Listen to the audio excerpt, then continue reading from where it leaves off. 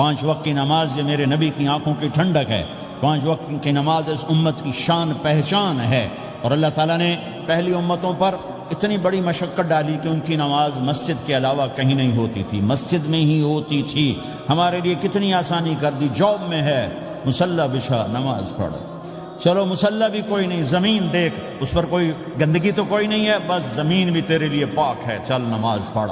اور آسانی کر دی، پانی کوئی نہیں ہے، کوئی بات نہیں، مٹی میں ہاتھ مار، منہ پہ مار، پھر ایک ہاتھ مار، یوں کر، چل نماز پڑھ، میں تیری قبول کروں گا۔ یہ کسی امت کے ساتھ یہ نہیں ہوا، انہیں وضو ہی کرنا تھا چاہے پانی 50 میل پر موجود ہو۔ اور ہمارے لیے پانی کوئی نہیں ہے، چلو تیمم، مٹی میں ہاتھ ہمارا یوں کیا، پھر ہاتھ ہمارا ایک یوں کیا، ایک یوں کیا، چل بھائی اللہ اکبر قبول۔ عمار بن یاسر رضی اللہ تعالیٰ عنہ سفر میں تھے، ان کو نہانے کی ضرورت ہو گئی، نائٹ فال ہو گیا، تو انہوں نے سوچا کہ ویسے تو آدمی کو وضو کی ضرورت ہوتی ہے تو خالی منہ پہ ہاتھ مارا اور یوں کونیوں تک، لیکن مجھے تو غسل کی ضرورت ہے، تو خالی اس سے تو کافی نہیں ہوگا۔ تو انہوں نے کپڑے اتارے، اکیلے تھے، ریت کے اوپر کبھی یوں لیٹے، کبھی یوں لیٹے، کبھی یوں لیٹے، 3-4 دفعہ یوں یوں اور یوں رول ہوتے ہوتے پھر انہوں نے نماز پڑھی۔ آئے اللہ کے نبی کی بارگاہ میں، یا رسول اللہ مجھے رات کو نہانے کی ضرورت پڑ گئی، تو میں نے کہا وضو کے لیے تو خالی یہ 2 دفعہ کرنا کافی ہے، تو یہ تو نہانا تھا، تو میں تو ریت میں خوب رول ہوتا رہا۔ میرے نبی نے انما یکفیک ضربتان، ارے سیدھے بندے عمار، اس کے لیے بھی اتنا ہی کافی تھا کہ تو یوں کرتا اور یوں کرتا اور تو پاک ہو جاتا۔ اللہ نے اس نبی کے طفیل، اس محبوب مصطفیٰ صلی اللہ علیہ وسلم کے طفیل، اللہ نے کیا کیا سہولتیں اور آسانیاں ہمیں عطا فرمائی۔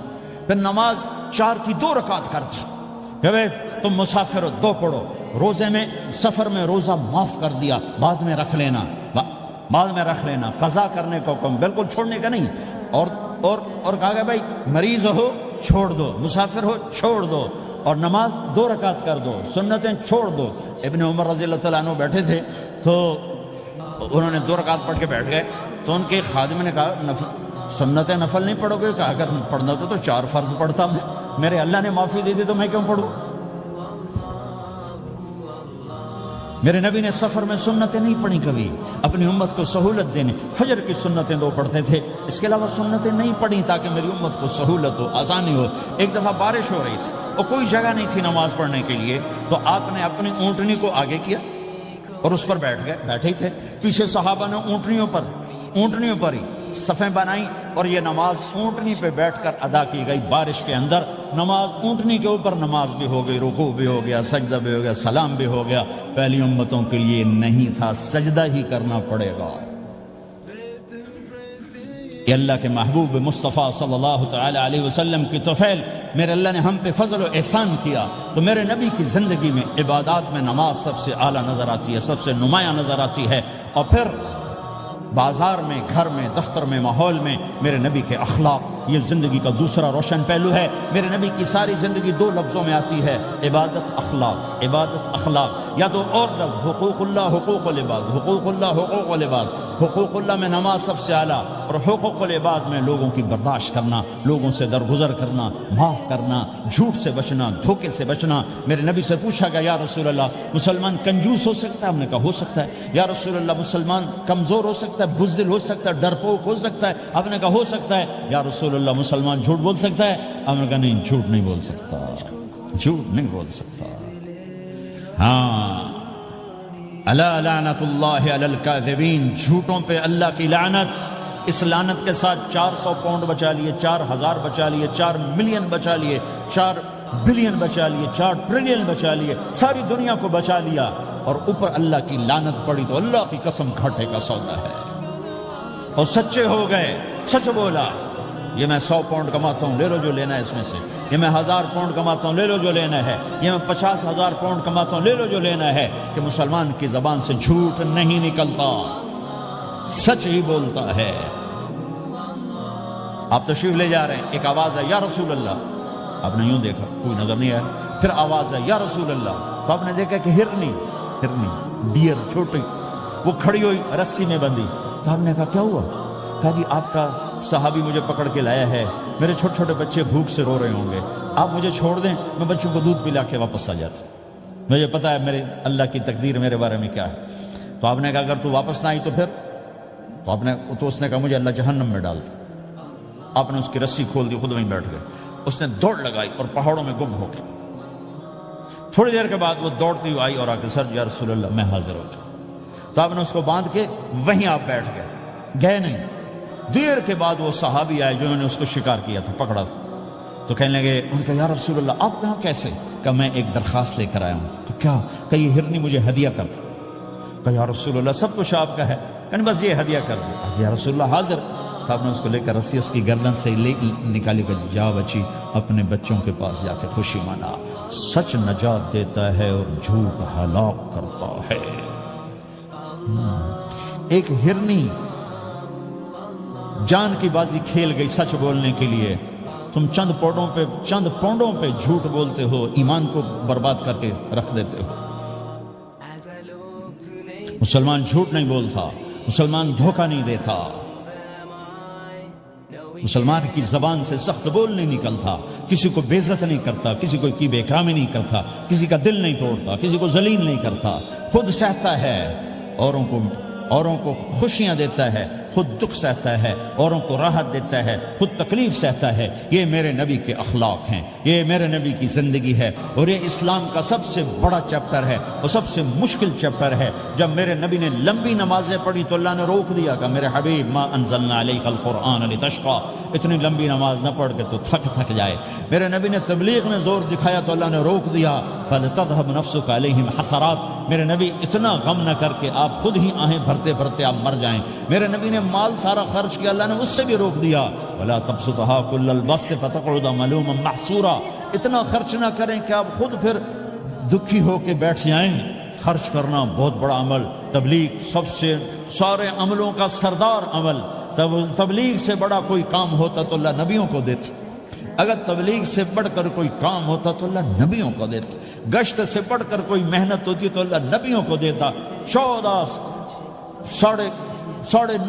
سال نوح علیہ السلام گشتی کر رہے ہیں، اور اللہ کی مان لو، اللہ کی مان لو، اتنا عظیم عمل کا میرے نبی درمیانہ نماز سب سے بڑی عبادت، میرے نبی درمیانہ کام، لیکن جب میرے نبی نے اخلاق اچھے کیے، دشمن کو معاف کرنا۔ تو ایک آدمی آپ سوئے ہوئے تھے، آپ کی تلوار لٹکی تھی، ایک آدمی آیا، اس نے آپ کی تلوار اتاری اور یوں ہماری پسلی میں، آپ اٹھ کے بیٹھ گئے۔ اب وہ قتل کے ارادے کے لیے آ چکا ہے اور تلوار یہاں ہے، کہتا من یمنعک منی، اب بول تمہیں کون بچائے گا؟ تو آپ نے مسکراتے ہوئے کہا اللہ، تو اس کے ہاتھ سے تلوار گر پڑی، تو آپ نے اٹھا لی، آپ نے یوں سیدھی کی، اب تو بچا، تجھے کون بچائے گا؟ وہ کہنے لگا مجھے تو ہی بچائے گا، وہ تو اللہ کو جانتا نہیں تھا، کہ بابا مجھے تو ہی بچائے گا۔ تو آپ کہتے ہیں اس کا سر اڑا دو، یہ نبی کو قتل کرنے آیا ہے۔ میرے نبی نے فرمایا کلمہ پڑھتے ہو؟ کہ نہیں پڑھتا۔ کہ جاؤ معاف کیا۔ یہ میرے نبی کے اخلاق ہیں۔ 20 سال جنہوں نے قتل کے منصوبے بنائے، قتل کے منصوبے، مکہ والے، جب آپ مکہ میں فاتحانہ داخل ہوئے، ابو سفیان سب سے زیادہ آپ کو دکھ پہنچانے والوں میں پیش آپ نے ابو سفیان کو عزت دی۔ جو ابو سفیان کے گھر میں داخل ہوگا اس کو کچھ نہیں کہا جائے گا۔ آپ تو ابو سفیان کو بلا کے سولی پہ لٹکاتے، اور آپ کہہ رہے ہیں جو ابو سفیان کے گھر میں جائے گا اسے کچھ نہیں کہا جائے گا، جو بیت اللہ میں ہوگا اسے کچھ نہیں کہا جائے گا۔ سارا مکہ سامنے، آپ یوں بیت اللہ کا دروازے پر یوں دونوں ہاتھ ایسے ٹکا کے کھڑے تھے۔ پھر آپ نے کہا میں کیا کروں گا اب تمہارے ساتھ؟ تو سہیل بن عمر نے کہا آپ کریم ہیں، کریم کے بیٹے ہیں۔ تو آپ نے کہا جاؤ میں نے معاف کیا۔ یہ اخلاق آج مٹ چکے ہیں، مردوں سے، عورتوں سے، علم والوں سے، خانقاہ والوں سے، تبلیغ والوں سے، سب زیرو ہوئے پڑے ہیں۔ جب تک یہ اخلاق زندہ نہیں ہوتے اسلامی زندگی قائم نہیں ہو سکتی، اسلامی معاشرت قائم نہیں ہو سکتی۔ اور دین دو چیزوں سے آگے پھیلتا ہے، ایک دعوت اور ایک اخلاق۔ دعوت اور اخلاق، دعوت اور اخلاق۔ دعوت نہیں ہوگی تو اخلاق وہیں پڑے رہ جائیں گے، اخلاق نہیں ہوگے تو دعوت کوئی قبول نہیں کرے گا۔ میرے نبی نے کتنے معجزے دکھائے مکے میں، نہیں کلمہ پڑھا۔ بدر میں ان کے 70 مارے گئے، فرشتوں کو دیکھا، جبریل کے گھوڑے کی آواز سنی، کلمہ نہیں پڑھا۔ خندق میں شکست ہوئی، کلمہ نہیں پڑھا۔ پانی نکلتے دیکھا انگلیوں سے، کلمہ نہیں پڑھا۔ ایک بکرے کا ایک بازو پکایا، ایک بازو بکرے کا، ایک اگلا جو بازو تھا، اور 40 آدمیوں نے کھانا کھایا اور ایک بوٹی کم نہیں ہوئی، ایک بوٹی کم نہیں ہوئی، کلمہ نہیں پڑھا۔ لیکن جب میرے نبی نے کہا جاؤ معاف کیا تو سارے ہی کلمہ پڑ گئے کہ واقعہ یہ اخلاق نبی کے ہو سکتے۔ حنین کی جنگ میں جب بھاگے لوگ، شکست ہوئی، تو ایک صحابی کا بھاگتے ہوئے پاؤں ہمارے نبی کا پاؤں پر آیا، اور جوتا سخت تھا، تو آپ نے کہا اوجعتنی، اور آپ کے ہاتھ میں چھڑی تھی، آپ نے اس کو یوں ماری، اوجعتنی، ارے تو نے مجھے کتنا زیادہ درد پہنچایا، دکھ پہنچایا۔ وہ بیچارے پگھل کے رہ گئے اور پریشان ہو گئے، اور فرماتے ہیں سارا دن میں پریشان، ساری رات پریشان کہ اللہ کے نبی کو میں نے تکلیف پہنچائی، اب میرا کیا بنے گا۔ اگلا دن ہوا تو اعلان ہو رہا تھا بھائی جس کا پاؤں نبی کے پاؤں پہ آیا تھا اس کو اللہ کے نبی بلا رہے ہیں۔ تو صحابی کہنے لگے میں نے سمجھا بس اب میری تو دنیا بھی گئی اور آخرت بھی گئی، اب میرے اوپر کیس بنے گا اور مجھے ڈانٹ ڈپٹ بھی ہوگی، میرا کتنا بڑا گھاٹا نقصان ہوگا۔ یہ حاضر ہوئے ڈرتے ڈرتے، تو آپ نے فرمایا میرے بھائی کل میں نے تمہیں چھڑی ماری تھی، وہ مجھے معاف کر دینا، اور یہ 80 اونٹ تمہیں ہدیہ دیتا ہوں، 80 کیملز یعنی 80 پراڈو، 80 رینج روور کا یہ میری طرف سے تمہیں ہدیہ ہے۔ وہ حیران پریشان، یہ میرے نبی کے اخلاق ہیں، یہ میرے نبی کے اخلاق ہیں۔ کانٹے بچھانے والی نے 4 دن آنا چھوڑ دیا، بیمار ہو گئی تھی، تو ہم نے کیا بات ہے وہ ہمارے راستے میں اب کانٹے کوئی نہیں ہے، کہا جی وہ بیمار پڑی ہے جو کانٹے بچھاتے تھے، تو آپ اس کے گھر چلے گئے، ماں جی خیریت تو ہے، آپ ٹھیک تو ہیں؟ کہا بیٹا مجھے کلمہ پڑھا دے، بس تیرے اخلاق نے مجھے فتح کر لیا ہے۔ میرے بھائیوں یہ چیپٹر بھول چکے ہیں، بھول چکے ہیں، بھول چکے ہیں۔ جب تک یہ چیپٹر زندہ نہیں ہوگا زندگی اسلامی نہیں بنے گی، معاشرہ اسلامی نہیں بنے گا، اور آگے قوموں کے لیے اسلام کا دروازہ نہیں کھلے گا۔ ہمیں معاف کرنا آتا ہو، ہمیں گالی دینے والے کو دعا دینا آتا ہو، غیبت کرنے والے کی تعریف آتی ہو، اور غیبت کرنے سے، غیبت سننے سے اپنے آپ کو ایسے بچاؤ جیسے زہر سے بچاؤ، جیسے آگ سے بچاتے۔ ایک دوسرے کو نفرت کا بول نہ بولو ورنہ ساری زندگی تباہ و برباد ہو جائے گی۔ میرے رب کی قسم، میرے نبی نے کہا ایک زبان کا بول انسان بولتا ہے اور جہنم کی گہرائیوں میں گر جاتا ہے، اور ایک زبان کا بول انسان بولتا ہے اور جنت کے درجات پر چڑھ جاتا ہے۔ یہ زبان بہت طاقتور چیز ہے، میں ہر بیان میں اس کو دہرا رہا ہوں کہ جتنا یہ عمل ختم ہو چکا ہے اتنا کوئی عمل بھی نہیں ختم ہوا ہے۔ اور ایک صحابی ہیں ابو دجانہ۔ کون ابو دجانہ؟ السابقون الاولون من المہاجرین والانصار، اس میں پہلی صف کے صحابہ۔ کون ابو دجانہ؟ جب آپ حج پر گئے تو اپنی جگہ مدینے کا امیر ابو دجانہ کو بنایا۔ ابو دجانہ حج میں شریک نہیں ہوئے کہ آپ نے اپنی جگہ ان کو اپنا نائب بنا کے وہاں کھڑا فرمایا ابو دجانہ میری جگہ پر مدینے کا امیر ہے، یہ وہ ابو دجانہ ہیں۔ کون ابو دجانہ؟ جو جنگ بدر سے لے کر آخری حج تک ہر سفر میں شریک ہیں، ہر سفر میں شریک ہیں۔ ان کی ایک بات میں بتانا چاہتا ہوں، پہلے تھوڑی سی ان کی ہسٹری بتانا چاہتا ہوں۔ کون ابو دجانہ؟ احد کی جنگ میں آپ نے تلوار اٹھائی، کہا اس تلوار کو کون لے گا؟ کئی صحابہ کھڑے ہو گئے۔ آپ نے کہا اس تلوار کا حق کون ادا کرے گا؟ سارے بیٹھ گئے، 3 آدمی کھڑے رہے، ایک زبیر بن عوام، ایک عمر بن خطاب، ایک ابو دجانہ۔ ان کا نام ہے سماک بن خرشنہ، سماک بن خرشنہ ان کا نام ابو دجانہ سے مشہور ہے۔ تو آپ نے تلوار نہ عمر کو دی، نہ زبیر کو دی، ابو دجانہ کو دی تھی۔ تو عمر رضی اللہ عنہ نے تو محسوس نہیں کیا، حضرت زبیر نے محسوس کیا کہ اس کو کیوں دی، مجھے کیوں نہیں دی؟ میں مہاجرین میں سے ہوں، میں پھوپھی کا بیٹا ہوں، میں اس سے دلیری میں کم نہیں ہوں، بلکہ حضرت زبیر کی دلیری کی تو دھک تھی، جدھر سلوار چلتی تھی کاٹتی چلی جاتی تھی، کہنے کہ میں دیکھوں گا یہ کیا کرتا ہے۔ تو ابو دجانہ کے پیچھے پیچھے زبیر ہو لیے۔ تو ابو دجانہ نے جو حملہ کیا تو 3000 کا لشکر تھا، اس کو چیر کے پار نکل گیا، پورے لشکر کو کاٹ کے پار نکل گیا۔ اور آگے عورتیں کھڑی تھیں جو مکے کے لشکر کو تیار کر رہی تھیں، نحن بنات طارقی نمشی علی النمارقی مشی القت البوارقی المسک فی المخالقی المسک فی المفارقی والذر فی المخالقی ان تقبلوا نعانقی وتدبروا مفارقی فراق غیر وامقی۔ یہ گانا گا رہی تھیں اور ان کو تیار کر رہی تھیں۔ تو جب ابو دجانہ کی تلوار نظر آئی تو سب بھاگی، ہندا پکڑی گئی، تو آپ نے یوں اپنی تلوار ہندا کے سر پر رکھی، انہوں نے چیخ ماری، تلوار ہٹا لی۔ تو زبیر پیچھے پیچھے کہ یہ کیا کیا ہے؟ جنگ میں اگر کوئی عورت حصہ لے اسے مارنا جائز ہے، ویسے جائز نہیں ہے، عورت کو، بچے کو، بوڑھے کو ہاتھ لگانا جائز نہیں ہے۔ تو انہوں نے کہا تلوار کیوں نہیں چلائی؟ کہا میرے محبوب کی تلوار ہے، عورت کے خون سے رنگین کر کے اس کی شان نہیں گھٹانا چاہتا، یہ میرے نبی کی تلوار۔